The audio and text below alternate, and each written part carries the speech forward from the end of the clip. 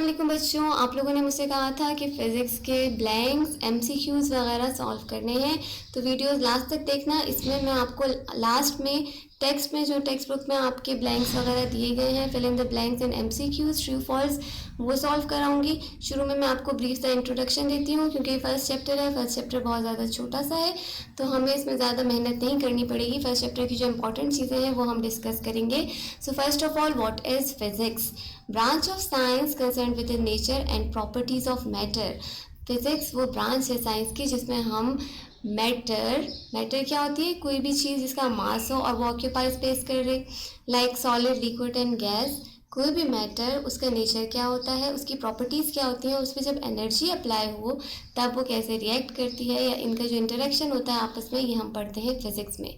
और मेन चीज़ें जो हम फिज़िक्स में पढ़ेंगे उसमें मैकेनिक्स है, हीट्स है, लाइट और radiation, sound, electricity, magnetism, atom का स्ट्रक्चर, ये सब हम पढ़ते हैं फिज़िक्स में। मूविंग अहेड, फिज़िक्स में जो हमारे पास मेन चीज़ जो बहुत इंपॉर्टेंट है, that is branches of physics. Physics further divide हुई है कुछ ब्रांचेस में। Classical physics related to old physics, old theories. Modern physics जो आजकल चल रही है, modern theories, modern theory of light वगैरह, ये सब हम पढ़ते हैं मॉडर्न में। न्यूक्लियर फिज़िक्स वो ब्रांच है फिज़िक्स की जिसमें हम पढ़ते हैं प्रॉपर्टीज़ ऑफ एटम। कुछ चीज़ें आप अच्छे से अपने पास नोट कर लो। ब्रांचेस के नेम्स याद करने हैं और उनकी मेन प्रॉपर्टीज आपको मेमोराइज करनी है, दिमाग में रखनी है। एटॉमिक फिजिक्स में देखो, न्यूक्लियर फिजिक्स में हम पढ़ते हैं अबाउट द एटम्स, और एटॉमिक फिजिक्स वो ब्रांच है फिजिक्स की जिसमें हम पढ़ते हैं structure and properties of solid materials. Comes geophysics related to earth के बारे में जब हम पढ़ते हैं मुख्तलिफ terminologies related to physics, that comes in geophysics. Biophysics, application of physical methods and explanation to biophysical systems and structures. So mechanics is a branch of physics जिसमें हम मोशन पढ़ते हैं बॉडीज़ का विदाउट रेफरेंस टू फोर्स।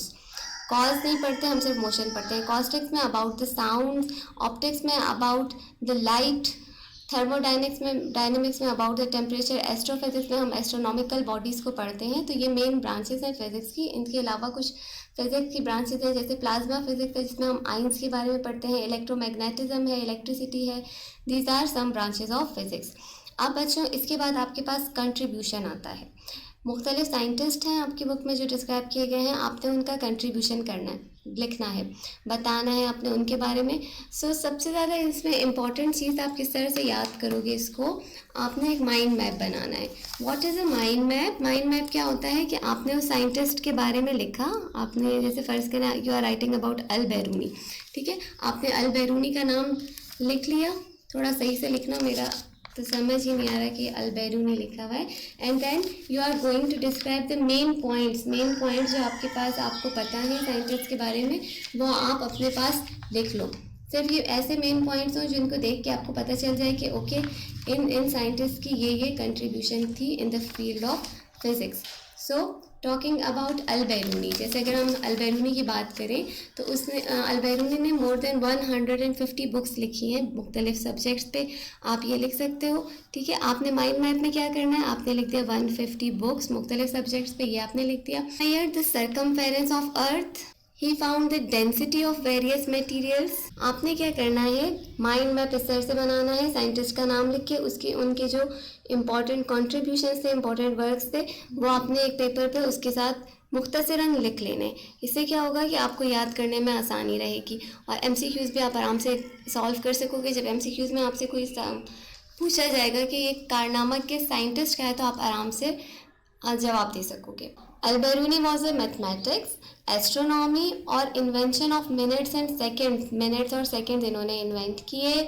बहुत ज़्यादा talented थे ये in physics, mathematics, astronomy, natural science and बहुत सारे मुख्तलिफ लिंग्विस्टिक्स वगैरह जो लैंग्वेज है उस पर इनको अबूर था।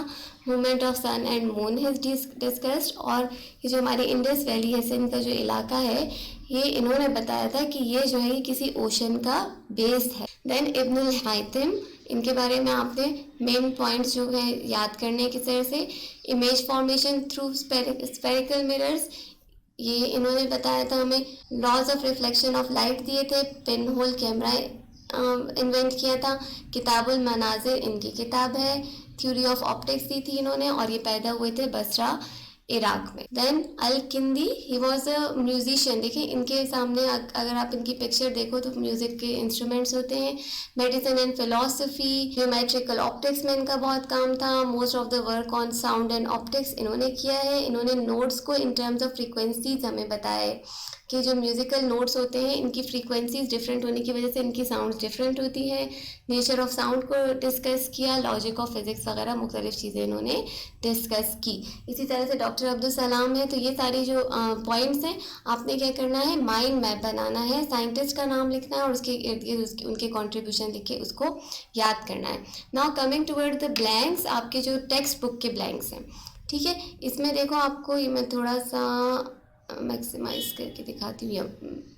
Okay, first of all, physics is that branch of science which deals with the study of properties of matter and dash and interaction between them। तो फिजिक्स में हम क्या पढ़ते हैं, properties of matter and energy पढ़ते हैं, properties of matter पढ़ते हैं और इनके बीच का इंटरेक्शन पढ़ते हैं। ये वाली जो डेफिनेशन है ना, बेस्ट डेफिनेशन है ऑफ फिजिक्स। आप ये फिजिक्स की डेफिनेशन के लिए भी लिख सकते हो। Science is the common dash of all Mankind. Science जो है ये कॉमन डैश है, डैश में आएगा हेरिटेज। जो साइंस है वो तमाम इंसानों की बेसिक विरासत है, जो हमें विरासत में मिली है। हमें सोचना, समझना, थिंक करना, ये हमें विरासत में मिला है। Knowledge is the legacy of a believer.